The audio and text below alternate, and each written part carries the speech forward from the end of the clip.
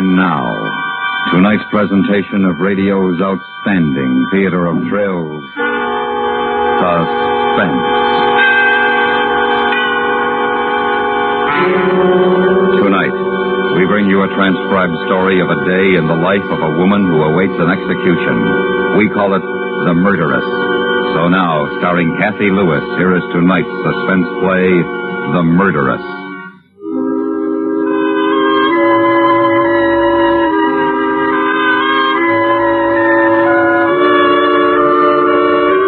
She awoke earlier that morning, earlier than she had thought she would. Purposely, she had gone to bed later the night before, read later. Then, to ensure the blessed passage of unconscious time, taken something to make her sleep, something to keep her from the slow morning hours. The bedside clock showed 8 a.m., but she knew it sometimes ran slow, and so she picked up the phone.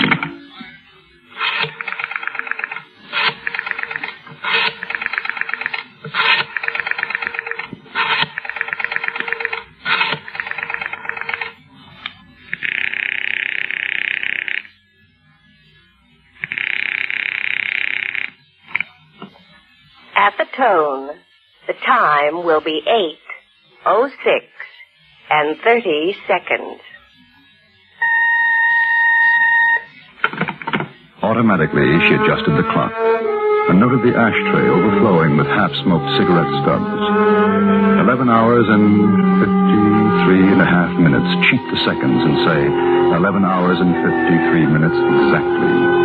It would be finished then. And she thought, calmly, as she had promised herself she would think today. I know I can't help thinking about it. It's silly to try and push it away. But I've got to occupy myself with every minute, every second. Then the time will pass. There's lots of things to do. And I'm lucky. I didn't think I'd be able to sleep at all. And I did get 5 hours. I'm lucky. She got out of bed, and knowing the morning paper would be lying outside her door, she perversely delayed the moment when she would bring it in, instead going to the kitchen and turning on the flame under the kettle. It was at that moment of brushing teeth, washing face, that she saw, for the first time that day, the face in the mirror, her own. And she was drawn to it, leaning close over the sink, examining, searching, seeing in an instant of bright objectivity another face, a stranger.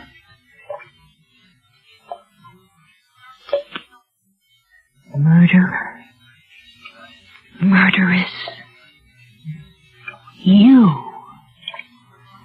not me, but you. Your lips are chapped. It's always this time of year they get that way. You're a murderess. You killed someone. You killed him. I saw you. And when the face stared back unmoved, she was afraid, and reached up to touch the face, to feel it, and know she was herself, and not the thing in the mirror. It was 8:30 when she sat at the kitchen table to drink her tea and open the morning's newspaper. Bailey execution tonight! March 27th, Margaret Bailey, convicted slayer of her husband John Bailey, is scheduled to die in the electric chair tonight at 8 o'clock. After a lengthy trial and fruitless appeals, the attractive widow is still, according to her attorney, H. Hillman Adams, maintaining her innocence. No official word has been received from the governor's office, but it's felt unlikely that a last-minute reprieve will be forthcoming. Mrs. Bailey, who shot and killed her husband 4 months ago, is reported to have spent last night in prayer. That's not a good thing to do. I mustn't read anymore. When I go out, I won't look at the headlines on the newsstands. I won't listen to the news broadcast. Not today. That was very silly to read that. I wonder if I'd be praying. I wonder what she feels. Oh.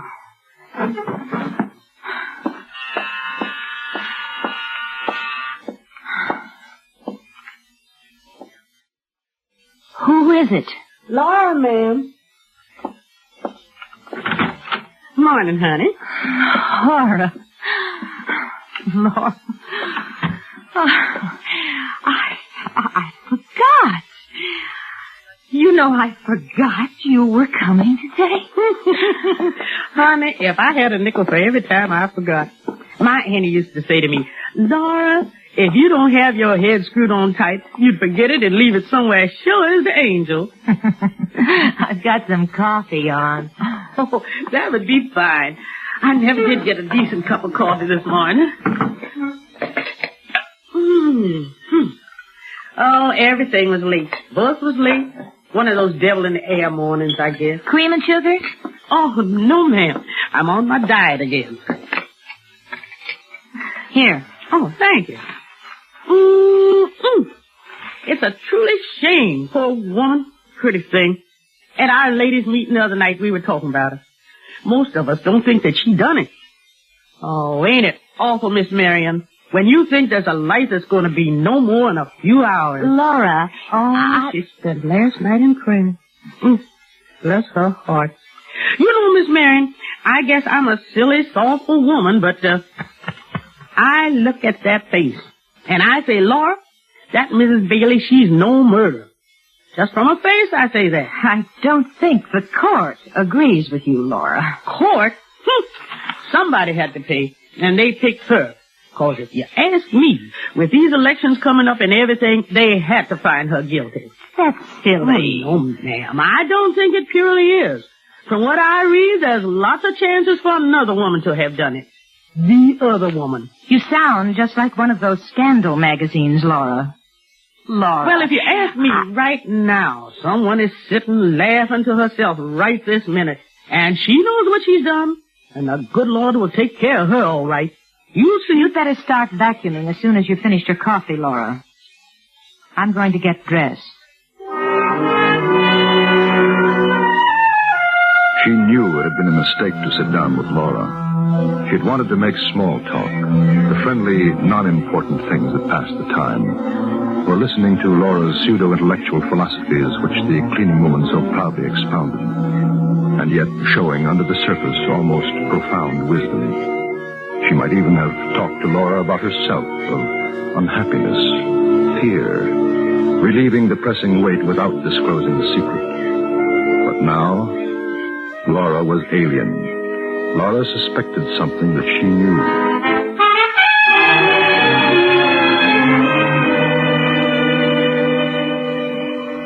It was 10 o'clock, and there were 10 more hours until 8. I'll get it, Laura. Hello. Hello, dear. Hello, Mother. How are you? Fine. Did I wake you up? No, I've been up since 8. Oh, is Laura there? Yes. Do you want to talk to her? No. Just tell her I'm expecting her on Monday. I wasn't sure whether it would be Monday or Tuesday, but I decided Monday. All right. Are you all right, dear? Yes, I'm fine. You got one of those headaches again? I wish you'd go to the doctor about it. It worried me so much. I'm fine, Mother. I haven't got a headache. Oh, I'm glad. Would you like to come over for dinner tonight? I thought I'd... No, thanks. Thanks, Mother. I've got a date. Oh? It's nobody you know, Mother. Well, that's all right, dear. I thought you might like to watch TV. There's a very good show at 8 o'clock. Jackie... I'm sorry, Mother. Maybe you could bring a date for dinner. And we could watch the show at 8, and then you could go on to wherever you're going. I told you, Mother, I can't. Look, I've got to go now. I'll talk to you soon. Tomorrow. All right, dear. Goodbye. Miss Marion, can you help me? I want to move the cabinet, ma'am. It hasn't been cleaned behind there since Noah. Oh, all right. You just take the corner, honey. All right. Don't strain yourself. Just kind of lean. I'll do the pushing. Now. Just a whisker more. There. My, honey. If you've been missing any bills and things, that's where they are. Ooh-wee. I declare. I'll take them, Laura. Well, here you are. Oh, Oh, what a nice-looking gentleman. Give it to me. It's a picture of him. I thought I'd lost it. I thought it was lost. She saw it. His picture was in the papers. She'll remember. She'll think about it, and she'll remember. It's a picture of a cousin of mine. I never liked him. He was a black sheep, if you know what I mean. It caused a lot of trouble, Laura. I'd almost forgotten all about him.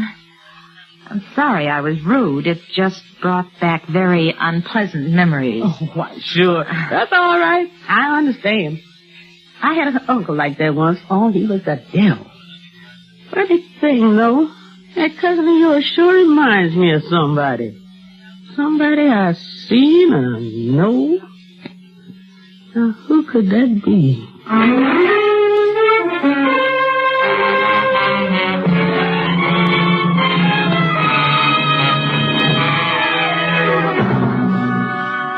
You are listening to The Murderess, tonight's presentation in radio's outstanding theater of thrills, Suspense.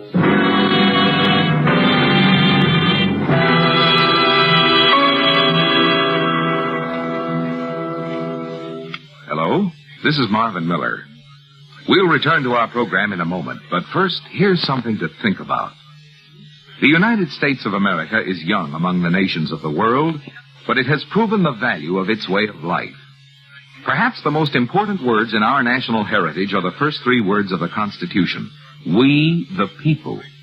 The people are in power, not an individual or a party or a group of individuals, but the people as a whole.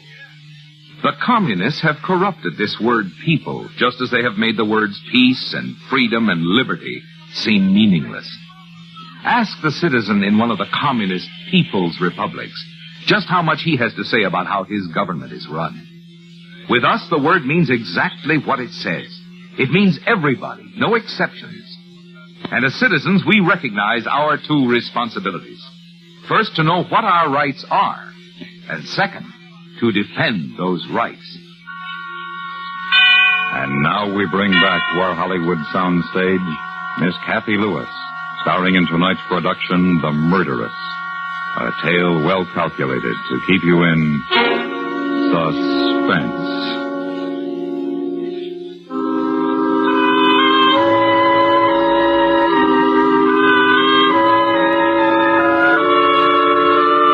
It was noon. She had listened to the sounds of Laura vacuuming, kitchen harmonies, clinking of china, ring of silver.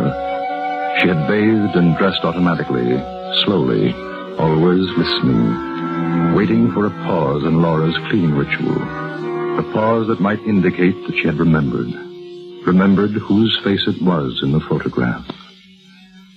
If she does remember, and she comes to me, what will I say? Do.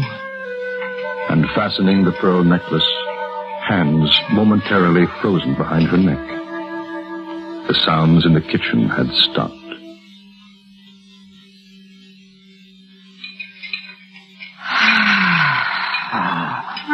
The clasp of the necklace was secured, but all of the plans so carefully made to ease the passage of this terrible day were gone. She knew she could never recapture them. She thought, but after tonight, it will be better. And tomorrow, and next week, and next month, better. It's only the waiting for tonight. That's all. What about Laura? Photograph. Supposing she did remember him from the newspaper pictures. Supposing she knows and doesn't say anything to me. Waits until I go out, then calls the police.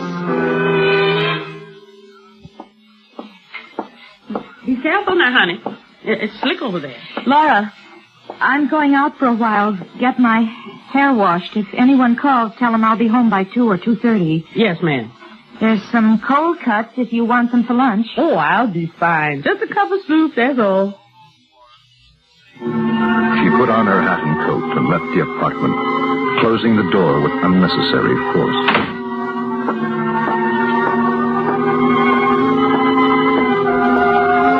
At the elevator door, she stopped and waited for a few moments. It's silly. She doesn't know anything, suspect anything. Besides, she didn't have a chance to look at the picture for more than a second or two. Who'd believe her?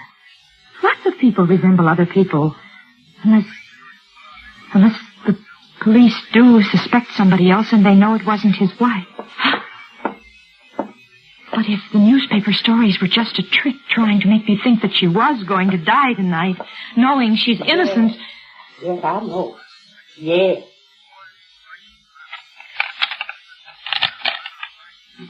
Yes. Yes.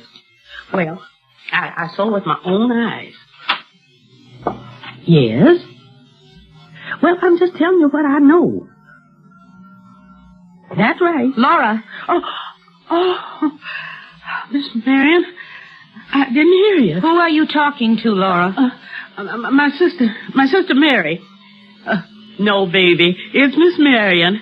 I'll talk to you later. Yes. Goodbye. Oh, you sure did scare the lights out of me, honey. I'm sorry. I forgot something. And with the lie fresh on her lips, she went into the bedroom, sat on the bed, suddenly, feeling pale and cold. It was 12:15 on the bedroom clock.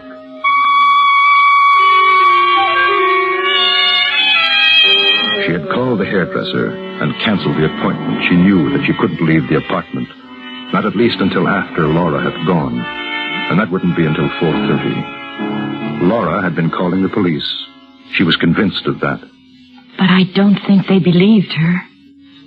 Still, they might begin to wonder. They might investigate. She was lying on the bed, arms folded behind her head, aware that her shoes were still on, sharp heels endangering the lacy counterpane, but not caring. Hearing the sounds of Laura's humming and an occasional groan as she stooped to her work.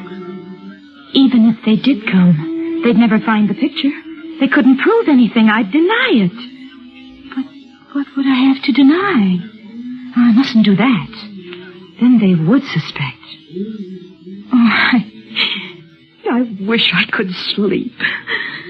This isn't the way it was supposed to be today. Oh, I think I'll make some coffee. Hello? Alice? No. What number do you want? Batting 35769. You have the right number, but there's no one living here by that name. I'm sorry. You all right, honey? Yes. Well, you want me to make you a bite of something to eat? I'm just going to make some coffee. Well, maybe you'd feel more chipper if you...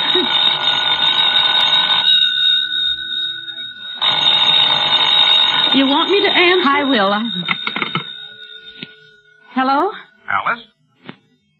Oh, I'm sorry. I guess it's still the wrong number. Honey, you're real pale. Why don't you take off your shoes and take a lie down? Somebody trying to frighten me. That's the second time he called. Now, you take yourself a nap. That'll fix you. No, I don't want to. Oh, but honey, you're all wrought up. You got something troubling you, Miss Marion? Want to tell me? Why do you say that? There's nothing wrong with me. Was it seeing that cousin of yours, the one in the picture? Now, you can tell Laura. It was an old gentleman friend, not your cousin, wasn't it? And seeing him upset you, didn't it? I could tell. Oh, well, I'll make you a cup of coffee. Now, you lay down for a spell, and when I come back, you can talk it all out, honey. Make you feel better.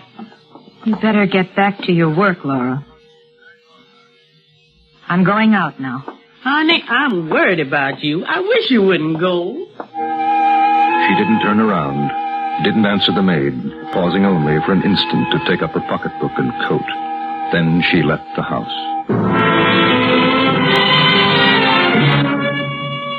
For an hour, she walked in the city, aimless, not thinking, not seeing. And it wasn't until she noticed a cruising patrol car that things drew back into focus. Perhaps they're looking for me. They found out. They know. I should have done something. What? Killed her? Killed Laura? Oh, you're crazy thinking things like that. It's 3 o'clock. 3, 4, 5, 6, 7, 8. 5 hours. I'll go to a movie. They wouldn't find me in there. They wouldn't think of looking there. It'll pass the time. She went into the first movie theater she saw, not looking at the marquee. Paid her admission, almost ran inside, then sank into the worn, shiny seat and leaned back in semi-darkness and watched the flickering light on the screen before her without seeing or caring about its content.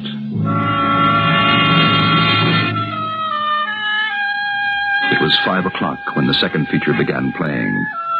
For 10 minutes she watched, now seeing and hearing because the fantasy had momentarily taken her out of herself.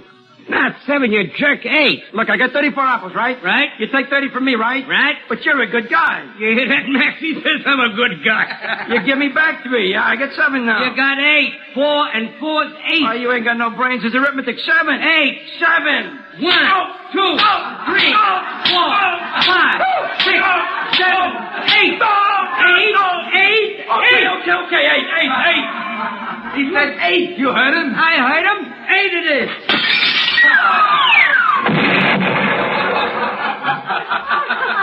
Is he dead? Did you kill him? You think I want to go to the chair?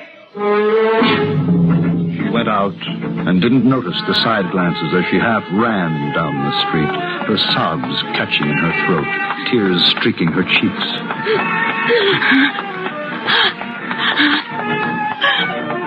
I killed him. He was bad. He should have been killed. But they wouldn't understand. I wish it was tomorrow. I wish I was asleep, that I wouldn't wake up. No. Then I'd be dead. She'll be dead at 8 o'clock. She'll be... Oh, excuse me. I'm sorry, officer. You all right, ma'am?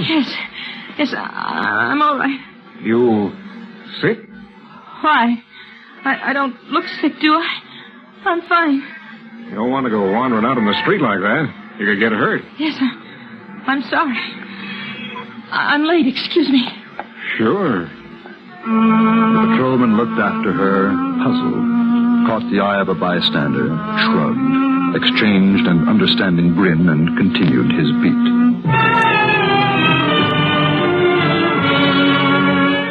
It was 6 o'clock when she turned into a quiet cocktail lounge on a side street, needing the drink now to forget, to blot out the last 2 hours of waiting. She couldn't go home. She knew they'd be waiting for her there. Not be seen again on the street until it was dark, until after 8 o'clock. And she sat in a shadowed booth, drinking slowly, then faster and faster, hoping for the dulling of sensibilities. I'm not drunk. And I want to be. Well, hello. Alone? Alone? Yes. Can I, buy you a drink? A drink? Oh, it's kind of lonesome sitting here, isn't it? Oh, waitress. She drank with him, and he was faceless, nobody. She didn't even care that he sat close to her in the booth, urging her... How about another drink, honey? Slyly, insinuating. He said things that she didn't hear. It passed the time. What's the time? Oh, it's early. No. What time is it? You got a date? Break it. I think I'm drunk now. It's okay. Who is it? We're having fun, are we? What's the time? Well, it's 7. What do you care? Hey, how would you like to go now? Goodbye. What are you giving me? I killed somebody, and I've got to go. You're not feeling any pain, honey. Come on, let's have one for the road. Goodbye. Outside, it was dusk. She stood swaying for a moment, and the sidewalk tipped under her. She walked slowly, carefully. In an hour, she'll be dead. In an hour. I wonder how long it takes to die. I think I know how she must feel now. Except she won't have to feel anymore. And I'll have to go on like this. Like today. Every day. She stopped on the corner.